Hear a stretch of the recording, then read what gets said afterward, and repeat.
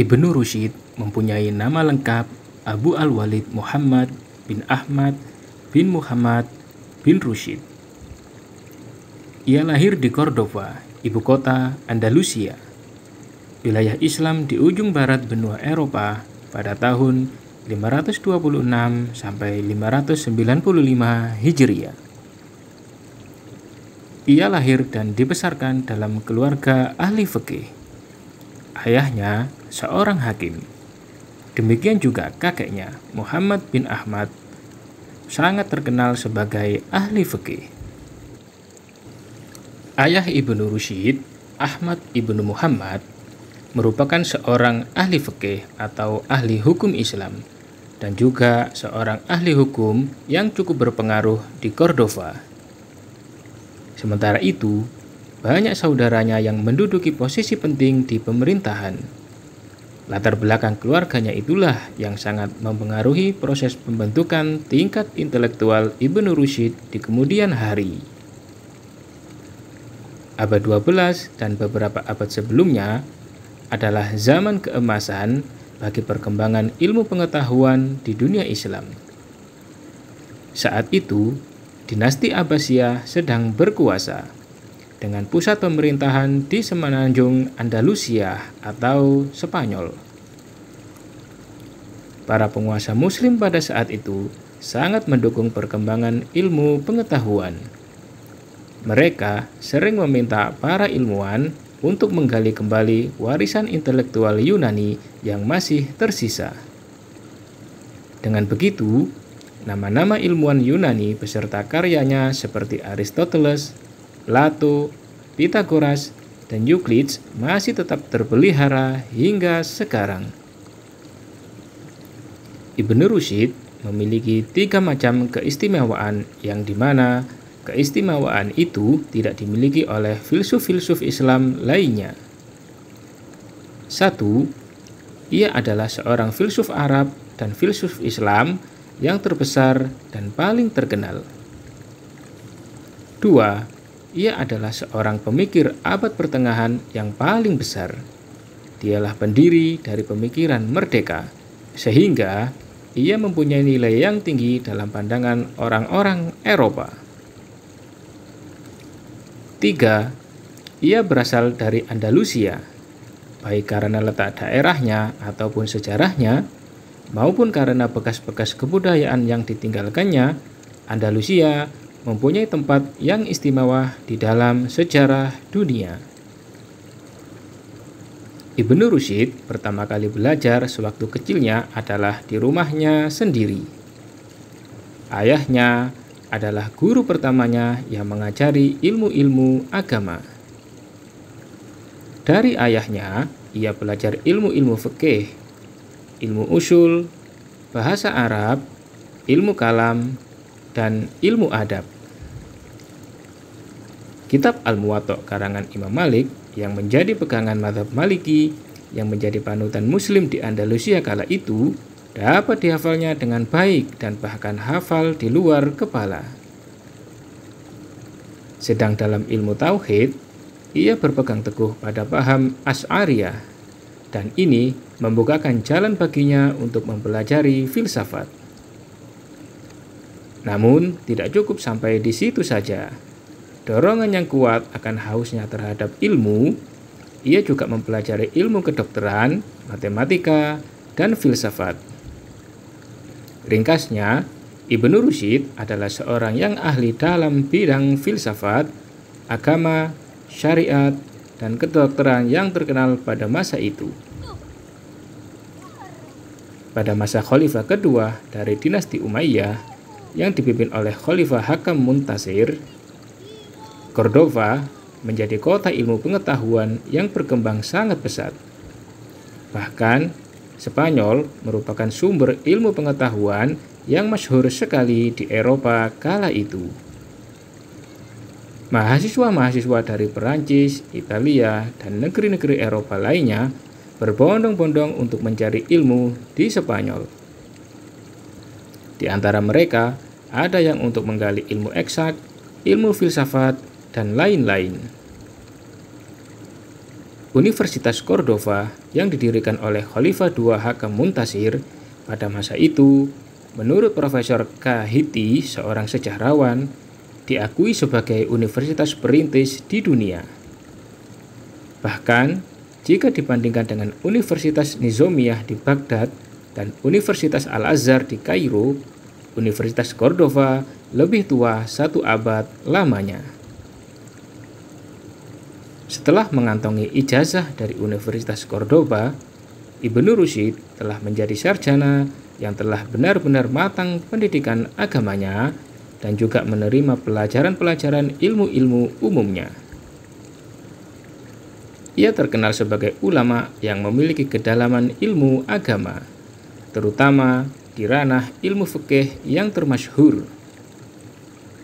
Salah satu karya monumentalnya yang masih ada hingga sekarang dan selalu dikaji secara terus-menerus yaitu Bidayatul Mujtahid wa Nihayatul Muqtasid, yang sangat tinggi nilainya tersebut.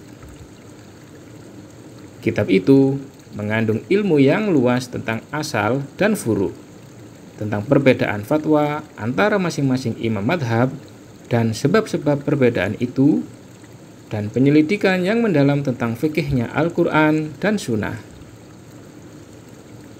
Dalam perjalanannya, nama Ibnu Rusyid lebih dikenal sebagai seorang filsuf di kalangan masyarakat Eropa. Namanya lebih dikenal dengan sebutan Averroes. Meskipun namanya terkenal tinggi di kalangan sarjana-sarjana dan filsuf-filsuf Eropa, dan termasyhur sebagai komentator bagi buku-buku filsuf Yunani seperti Aristoteles, tetapi ia hanya mengetahui bahasa Arab saja. Dengan bahasa itu, ia menerjemahkan karangan-karangan Aristoteles dan menulis sebuah karangan dalam berbagai ilmu yang banyak jumlahnya. Dan dengan bahasa Arab itu pula, ia mengajar para mahasiswanya di Universitas Cordova. Karena seluruh hasil karyanya yang sangat dibutuhkan itu ditulisnya dalam bahasa Arab, maka semua mahasiswa harus mempelajari bahasa Arab. Para mahasiswa yang mahir berbahasa Arab, yang menjadi bahasa ilmu pengetahuan di masa itu, sebagai halnya bahasa Inggris di masa sekarang, merekalah yang menyebarkan segala ilmunya ke seluruh penjuru Eropa dan menerjemahkannya ke dalam bahasa negeri masing-masing. Dari bahasa Arab, mereka terjemahkan ke dalam bahasa Hebrew atau Yahudi dan bahasa Latin. Pada saat Cordova dipimpin oleh Khalifah Al-Muwahhidun, nama Ibnu Rusyid mulai dikenal di kalangan kerajaan dan pemerintahan negeri Andalusia. Karena sang khalifah saat itu sangat menyukai filsafat dan sedang kebingungan dalam memahami filsafat ajaran Aristoteles. Dengan dikenalkan oleh Ibnu Tufail kepada sang khalifah, Ibnu Rusyid berhasil membantu sang khalifah dengan membuat komentar atas karya-karya Aristoteles dan memberi penjelasan-penjelasan tentang maksudnya agar dapat dipahami oleh orang-orang pada umumnya. Khalifah Al-Muwahhidun merasa senang sekali karena telah dibantu oleh Ibnu Rusyid. Hubungan mereka semakin lama semakin dekat. Hal itu terbukti pada tahun 1169, Ibnu Rusyid ditunjuk untuk memegang jabatan sebagai qadhi atau hakim di kota Sevilla. 2 tahun kemudian, dia kembali ke Cordova juga sebagai qadhi. Beberapa bulan sebelum pengangkatannya sebagai hakim agung, ia ditunjuk sebagai dokter pribadi khalifah untuk menggantikan posisi Ibnu Tufail.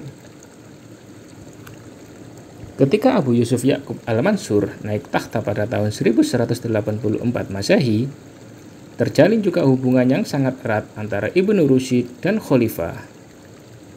Ibnu Rusyid sering mengunjungi Khalifah sehingga menjadi sahabat bahkan teman dekat. Namun, kemesraan itu tidak berlangsung lama karena kemudian Ibnu Rusyid dihukum buang ke Lucena oleh sang Khalifah. Ada beberapa pendapat mengenai dibuangnya Ibnu Rusyid ke Lucena. 1. Dominic Purfoy berteori bahwa Ibnu Rusyid hanyalah korban dari gerakan politik khalifah. Pada tahun 1190 Masehi, terjadi pemberontakan di wilayah kekuasaan khalifah yang dilakukan oleh orang-orang Kristen pada tahun 1195 Masehi.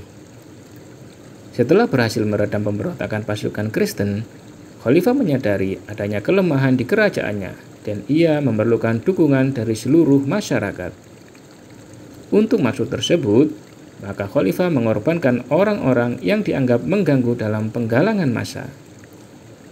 Di antara yang menjadi korban politik khalifah adalah Muhammad bin Ibrahim al-Mahri dan Ibnu Rusyid sendiri.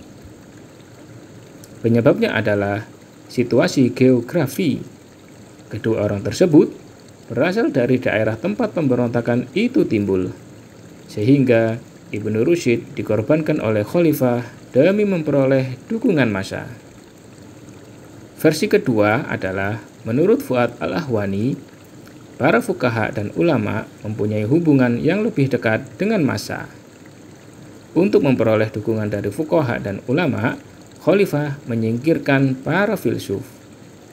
Pertentangan antara fuqaha dan filsuf memang sudah terjadi sejak lama. Pertentangan itu tidak saja mengenai masalah keagamaan, tetapi juga mengenai masalah politik. Ibnu Rusyid diasingkan ke Lucena, sebuah kota kecil di selatan Cordova yang mayoritas penduduknya adalah orang Yahudi. Pembuangan ini mempunyai dua makna terhadap dirinya. Ia dibuang karena didakwah kasus pelecehan agama dan ia dibuang di tengah-tengah orang Yahudi yang oleh Islam dianggap rendah. Masa ketir Ibnu Rusyid tidaklah berlangsung lama, atau sekitar 1 tahun. Pada tahun 1197 Masehi, khalifah mencabut hukumannya dan posisinya direhabilitasi kembali. Dan kajian filsafat juga diperbolehkan untuk dipelajari kembali. Karena memang Ibnu Rusyid tidak melakukan apa yang dituduhkan para pembencinya. Namun, Ibnu Rusyid hanyalah sebagai korban politik yang sedang berkecamuk pada waktu itu. Ibnu Rusyid wafat pada tahun 10 Desember 1198 Masehi di Marrakesh dalam usia 72 tahun. Marrakesh merupakan kota ketiga terbesar di Maroko.